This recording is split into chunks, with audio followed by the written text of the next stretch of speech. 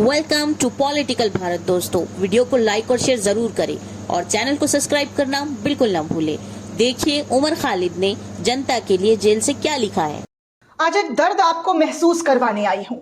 इस दर्द को सुनिए और महसूस कीजिए कि पिछले 5 सालों से उमर खालिद जिस काल कोठरी में कैद है, उन्होंने अपनी एक दोस्त के जरिए अपना संदेश देशवासियों को भेजा है। उमर खालिद का यह दर्द सुनकर मैं अंदर तक हिल गई और मुझे महसूस हो रहा है कि कितने तकलीफ में वो लोग हैं जो न्याय की आस में सालों जेल की काल कोठरी में बिता देते हैं। आज देश के पूर्व मुख्य न्यायाधीश कहते हैं कि उमर खालिद को जेल में रखना गलत है, लेकिन उमर खालिद का यह दर्द जरूर सुनिएगा दोस्तों।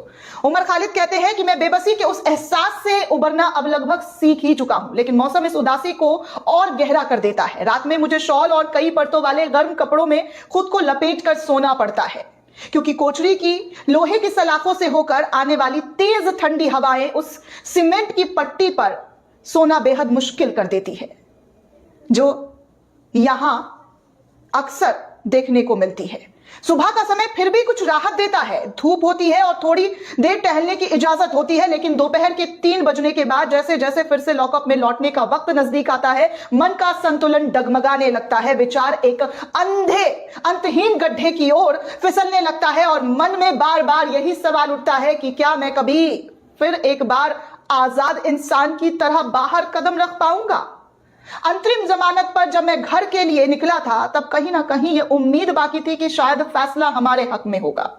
इसी उम्मीद में मैंने अपनी सारी किताबें, नोट्स, चिट्ठियां, तस्वीरें और कार्ड समेटकर अपने साथ ले गया था। अब जबकि जमानत खारिज हो चुकी है और कम से कम अगले 1 साल तक यहां से बाहर जाने की कोई संभावना नहीं दिखती है, तो कोठरी के भीतर मैंने जो जगह अपने लिए बनाई थी वो एक खाली स्लेट जैसी लगने लगी है।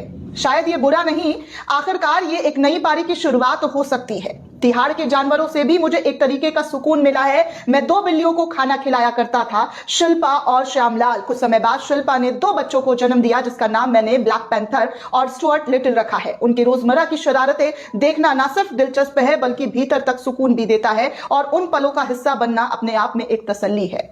इन सबके बीच ये एहसास भी गहराने लगा है कि अब मुझे इंसानों की संगत से ज्यादा इनकी मौजूदगी में समय बिताना अच्छा लगता है। शायद यहां इस बंद कमरे में बेआवाज अपनापन इन्हीं से ज्यादा मिलता है। मैं हर सुबह अपनी जेल की दीवार पर खुद से उकेरी गई भगत सिंह की इन पंक्तियों के साथ जागता हूं। राख का हर एक कण मेरी गर्मी से गतिमान है।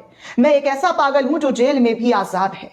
पिछले 5 साल से जेल में कैद जेएनयू के पूर्व छात्र उमर खालिद ने अपनी दोस्त अपेक्षा प्रियदर्शनी को लिखा है, जिसने आउटलुक मैगजीन में छापा गया है।